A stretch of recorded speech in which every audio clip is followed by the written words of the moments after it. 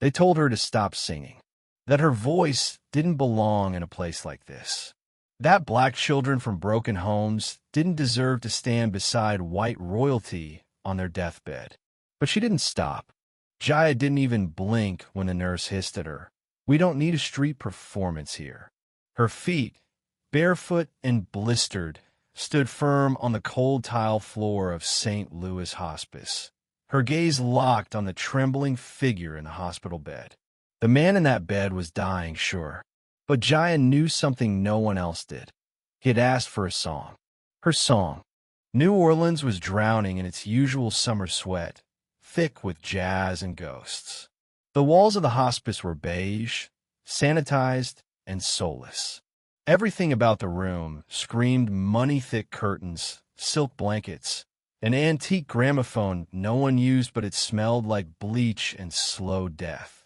The man lying under the silk sheets was Edward Ashcroft III, oil tycoon, generational billionaire, and a man whose name evoked both fear and power across Louisiana. He was also a man Jaya had never met. Until 2 days ago, she'd been singing at the corner of Chartres and Ursulines, as she always did when the homesick ache got too strong. Her voice was the only thing that didn't leave when Mama died and the state took her to St. Jude's Orphan Home. Every morning, she snuck out through the side gate with her ukulele. She sang to forget, to remember, to survive. That morning, she sang a lullaby her mother once whispered in the dark. "Ain't no river wide, ain't no storm too cruel. You hold on, baby, you hold on true." She didn't notice the man in the wheelchair listening from across the square, or the nurse beside him scribbling furiously into her phone. She only noticed the envelope they left behind, thick, cream-colored, with a red wax seal and a request that sounded more like a summons. Inside, "Sing for me." So here she was. The billionaire's breath rattled like broken glass. His eyes opened once to faded, milky blue moons and settled on her. Not a word, just a weak nod. She opened her mouth and let the melody pour out. Her voice wrapped around the corners of the room like smoke. Nurses paused. The doctor, who'd just muttered something about less than 24 hours, lingered. Even the hospice director, who'd initially waved her off like a fly, now leaned against the doorframe, arms crossed, silently watching. Jaya closed her eyes. She wasn't singing for them. She was singing for Ghost. And then something happened. The monitors beeped faster. His fingers twitched. "That song," Edward rasped. Again. It was the first sentence he'd spoken in 2 weeks. That changed everything. They didn't tell her who he was right away, but she wasn't stupid. The man had paintings on the wall worth more than the orphanage's yearly budget. The Ashcroft family owned refineries stretching from Baton Rouge to Corpus Christi, and they hadn't exactly earned their wealth gently. Whispers followed their name-labor disputes, evictions, and worse. Jaya's mother once called him the kind of man who made hurricanes worse.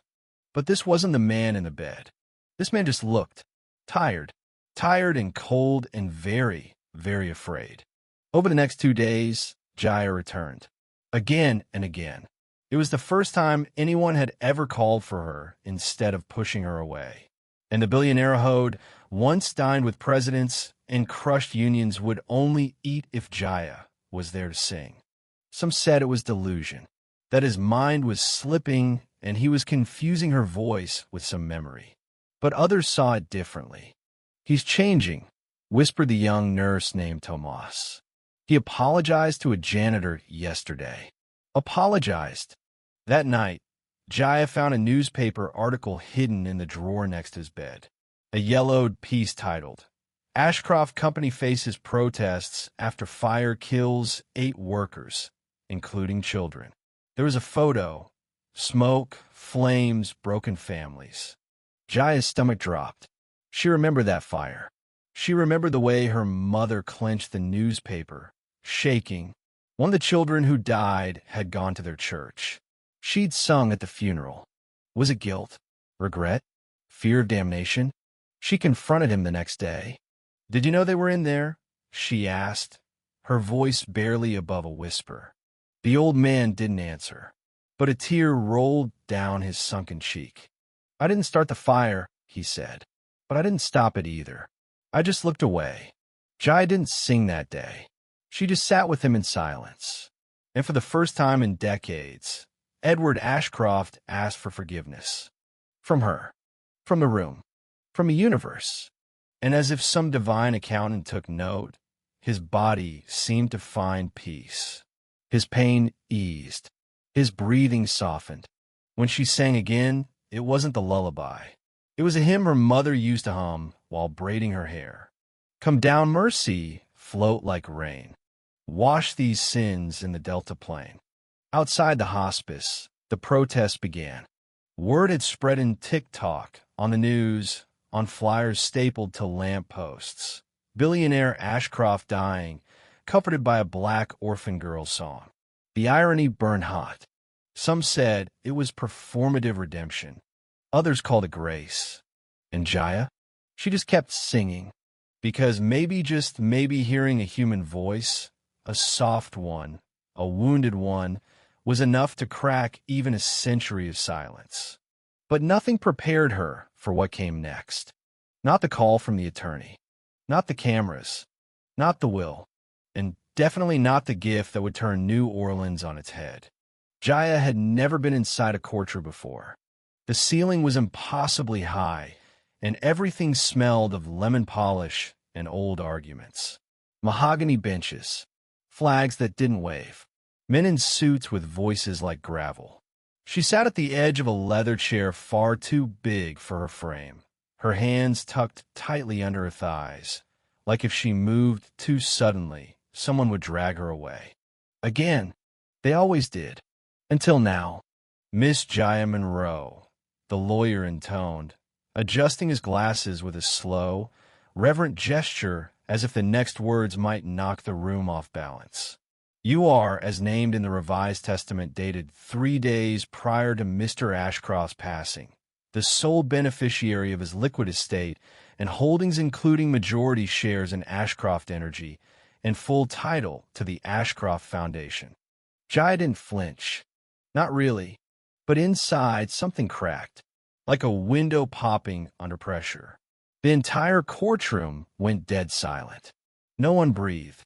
"That's not possible," said a woman in the second row sharp blazer, white pearls, hair pulled into the kind of bun that hurt to look at. "He has children, grandchildren. I'm his goddamn niece." The judge raised a hand. "There's a video," said the lawyer. The courtroom darkened as the monitor flickered to life. Jaya's heart pounded like bass beneath her ribs. And then there he was, Edward Ashcroft III, frail, pale, looking straight into the camera like death was already sitting behind him. "If you're watching this," he said, his voice thin and raw, "then I've already been judged by something far greater than the courts. And maybe you all still believe money buys silence. That apologies can be buried in caskets alongside the bodies they failed. But if there's one thing I've learned from the girl who sang while I died, it's that some truths demand air." He inhaled. "I spent a lifetime building walls, profiting off ignorance, dodging every consequence a man could dodge. But in the end, when the nurses stopped talking and the pain started howling, there was only one voice that kept me here. Only one voice that sounded like life." He smiled then, barely. "This isn't charity. This is repentance. Let her make something better than what I left behind." The screen went black. When the lights came back on, half the room was crying. The other half looked like they'd swallow nails. And Jaya felt like she'd been dropped into someone else's dream. The news spread like wildfire through New Orleans. Billionaire gives fortune to teen Orphan who sang to him on deathbed. Singer or savior. Black girl from St. Jude's shakes city's power structure.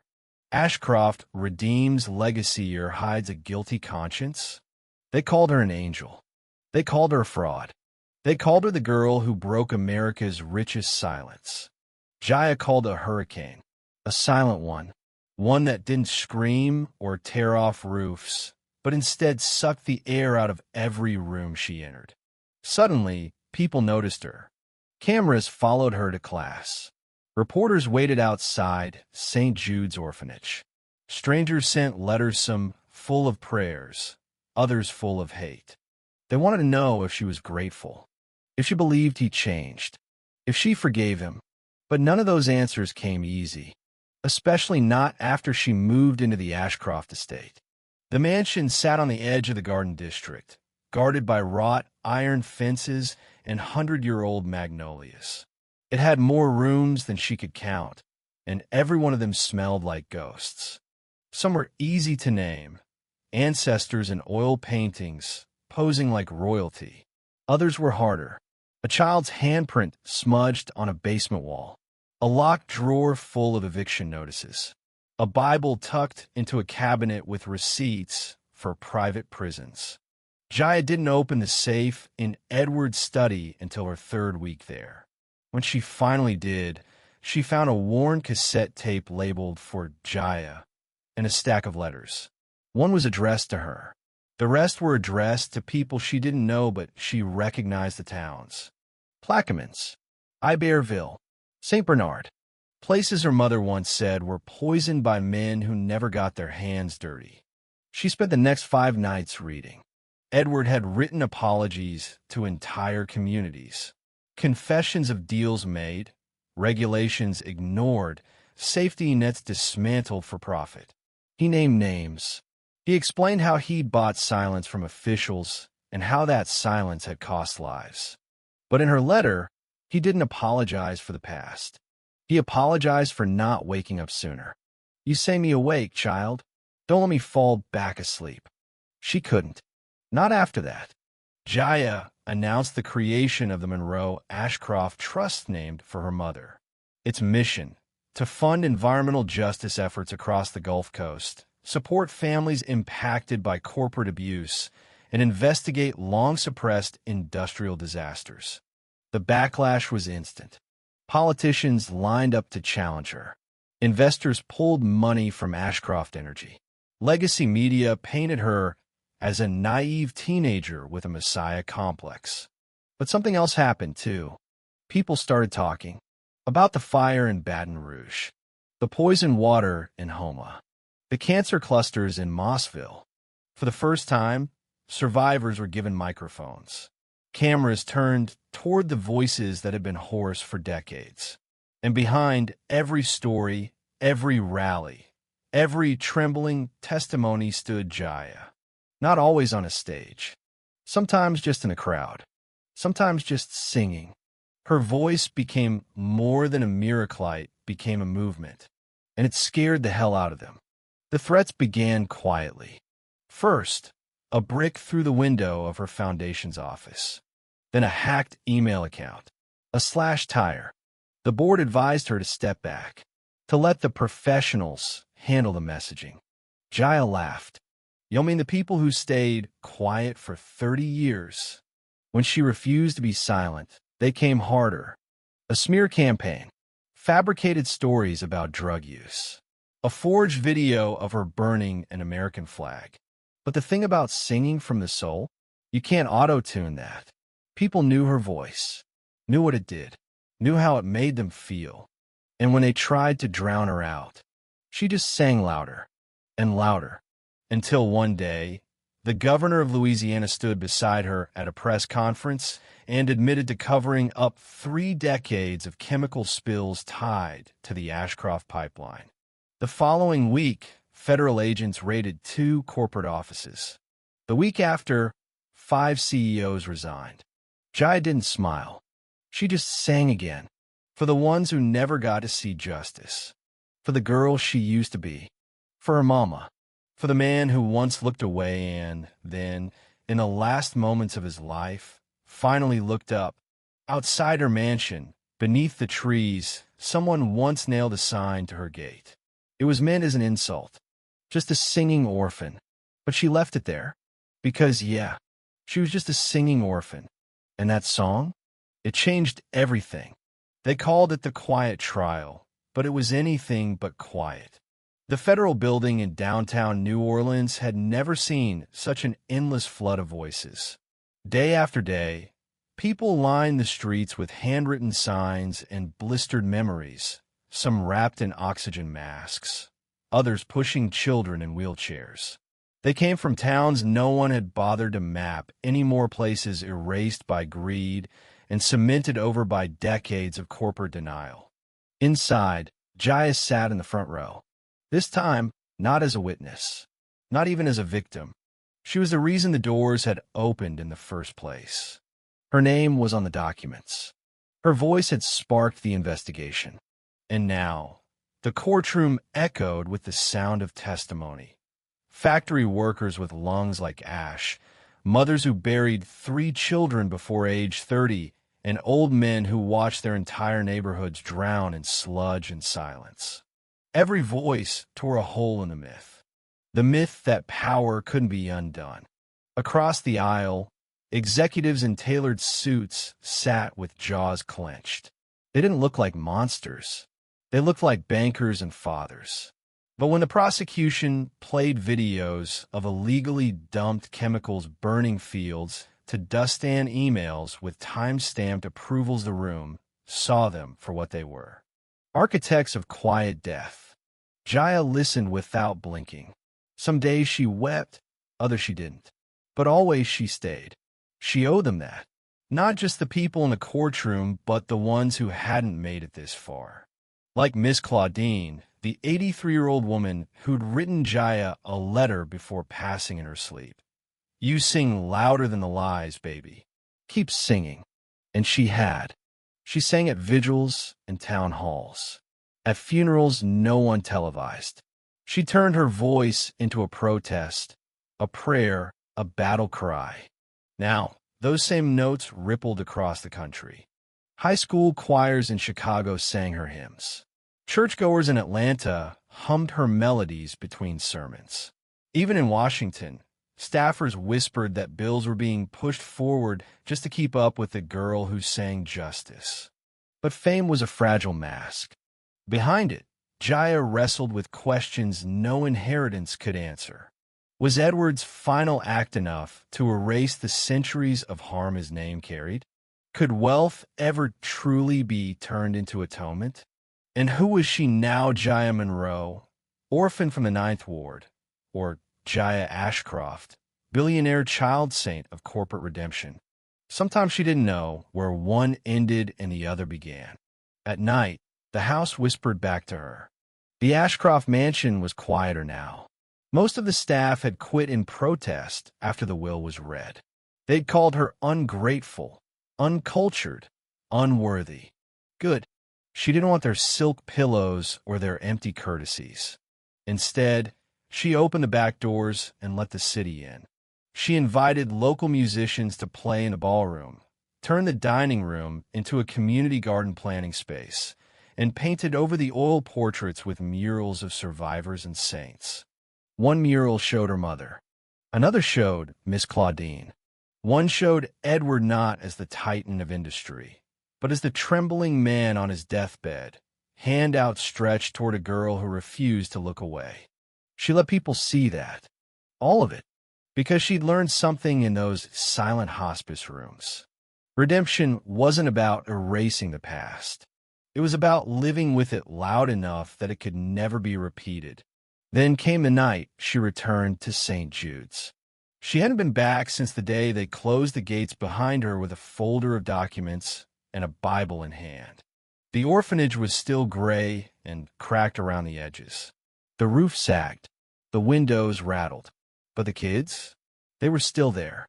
Smaller now, bigger-eyed, not yet hardened by the world, but already learning how to hide their hunger behind smiles. When she stepped inside, no one recognized her. Not at first.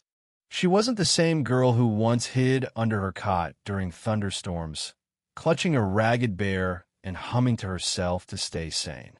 Now, she was taller, calmer, wearing jeans with holes she refused to patch and a denim jacket with paint on the sleeves. But when she sang softly a lullaby about rivers and storms the children stopped in their tracks. And the house mother gasped, "Jaya." The next morning, she announced the full funding of St. Jude's future. New dorms, new music programs, a scholarship for every child who aged out. She didn't stay for the applause.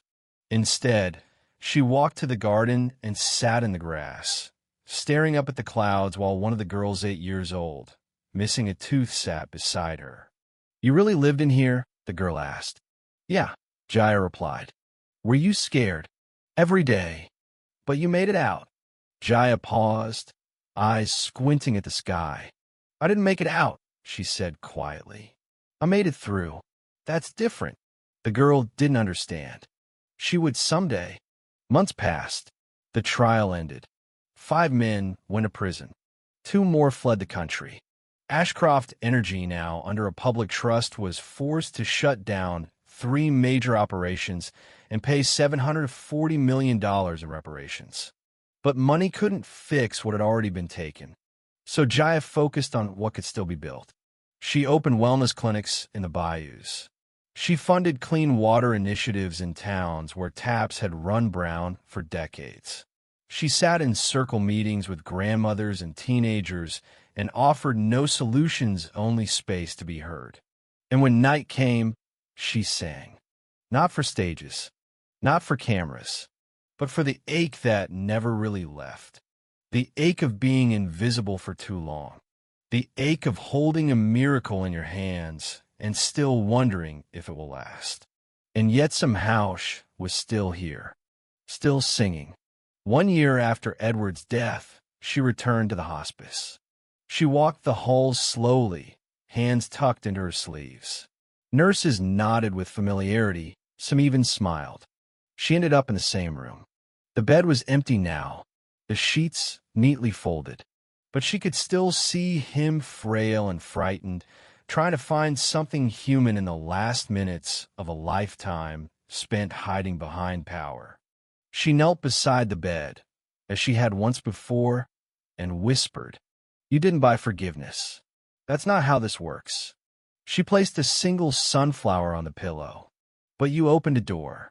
Outside, thunder cracked. The sky wept. And in that silence, Jaya felt a stillness bloom inside her. Not closure, not peace, but purpose. A thing stronger than grief, wilder than rage, louder than silence. Something that sounded like home. And she knew then without doubt or fear that this story wasn't ending. It was just changing keys. Spring arrived like a secret. It crept into New Orleans under the scent of blooming jasmine and the quiet hum of saxophones drifting from second-story balconies. For the first time in decades, the air felt lighter. Not healed, never fully healed, but cracked open just enough for something to grow. Jaya stood at the edge of the Mississippi River, her toes in the warm mud, holding a letter. It wasn't old. It wasn't from Edward. It was from a man named Calvin Reeves, a retired refinery worker from St. Charles Parish. His lungs were half gone from decades of exposure. He had buried 2 children. He had never believed in anything like miracles. But the letter said, "You made me believe again, not in justice, but in the fight for it. That's more than most of us ever had." She folded the letter and tucked it in the pocket over her heart. Behind her, hundreds of people gathered along the levee. No signs, no speeches, just candles held in silence, faces turned toward the dark water like they were watching history float by. The news had spread quietly through the city. Tonight was the memorial, not for Edward, but for the others, the ones whose names were never written in wills or lawsuits. The ones who choked in factories or faded in hospital beds with no diagnosis but poor. The children lost to leukemia clusters. The mothers whose homes had been condemned but never cleaned. Jaya had written each of their names one by one on his strips of paper folded into wax-sealed boats. Dozens of volunteers helped her craft them over weeks. Now, those paper boats sat in a wooden crate beside her. Each one held a name. Each one carried a story. As the crowd hushed, she stepped forward and began to sing. No microphone, no instruments, just her. Her voice cracked on the first note, then rose like smoke on warm air. A hymn with no language, only feeling, only ache. The boats were set afloat one by one, candles flickering atop them as they drifted down the river. Tiny lanterns of memory, proof that someone, somewhere had once lived and now was remembered. When the last boat was released, Jaya sat on the ground and let the silence hold her. The wind kissed her cheek like a mother might. And for the first time in her 17 years of life, she didn't feel like an orphan. She felt like a steward, a keeper of stories no one else wanted to carry. Weeks later, an invitation arrived. It came from the Department of Environmental Justice, inviting Jaya to speak at the Capitol. Not a photo op, not a charity showcase. A hearing, a vote, a chance to shape the nation's first reparations fund for communities destroyed by corporate negligence. She didn't want to go. The Capitol felt like another mansion full of ghosts. But she remembered her mama's voice. Don't ever run from the rooms they built to keep you out. Walk in louder than they expect. So she went. She wore her jacket with the paint stains and no makeup. She walked into the hearing room without a prepared speech. When asked to speak, she looked at the senators and simply said, "You already know what happened. You've got the numbers, the names, the files. What you don't have is the sound of it." She closed her eyes and sang. Not a hymn, not a protest. She sang a story of a boy named Elijah whose blood turned gray from river water, of a grandmother named Nadine who died in a FEMA trailer after her home was bulldozed for an oil road, of her own mama who taught her songs when there was no food left. She sang until even the stiffest faces softened, and then she stopped. She left them with silence, a silence so full it was deafening. 3 weeks later, the vote passed. The fund was approved. It was the largest public acknowledgement of racialized environmental injustice in American history. But Jaya didn't celebrate. She got back to work. 2 years passed. She turned 19 beneath a ceiling of string lights in a community center that used to be a police substation. Kids danced around her, faces sticky with cake. Elders hugged her like she was their own blood. Someone played a saxophone that couldn't hold tune, but it didn't matter. She wasn't a guest there. She was family. That night, she got a message from a boy named Orion in Detroit. 17, trans, from a neighborhood poisoned by lead. He'd started a music club after hearing her story. "Your voice saved me," he wrote, "but your fight made me want to stay alive." Jaya cried for the first time in months. She replied, "Then keep singing. And if no one listens, sing louder." That became her motto. Not a foundation slogan, not a press quote, just a vow. To herself, to the ones still struggling, to the ghosts. On the 3rd anniversary of Edward's death, she went back to the cemetery. Not to leave flowers, but to plant a tree. A live oak, roots deep, arms wide. The groundskeeper said no. She did it anyway. As she packed the soil with her hands, a man in a dark coat approached. Middle-aged, salt and pepper beard, soft eyes. "You're her," he said. "The girl from the trial. The one who changed everything." Jaya stood, brushing dirt from her knees. "I didn't change anything," she said. "I just made it impossible to ignore." The man smiled. "My wife died in '04. Cancer from the plant north of Plaquemines. She used to say, 'All it takes is one voice.'" Jaya looked at the tree, then back at him. "It was never just one," she said. "It was all of us. I was just the echo." He nodded, tears in his eyes, and left a rose at the base of the sapling. As he walked away, Jaya whispered to the wind, "You hear that, Edward? We're still here, still singing." The breeze picked up like an answer. Years from now, people will tell the story 1,000 different ways. Some will say a poor black girl tamed a dying billionaire with nothing but a lullaby. Others will say it was a PR stunt that spiraled into something bigger than they intended. Some will erase her name and make it a parable about faith. Others will try to put her face on a t-shirt and forget the fight behind it. But the truth? The truth is simpler. One girl sang, one man listened, and the world cracked just enough for light to get in. The miracle wasn't the money. It wasn't the court victories. It wasn't even the redemption. It was the decision moment by moment, breath by breath to see each other, to stand in the wound, to listen long enough for love to be louder than fear. And when the music fades, when headlines go quiet, when the mansions turn to museums, the river will still carry her song. The children will still hum her verses on porches and playgrounds.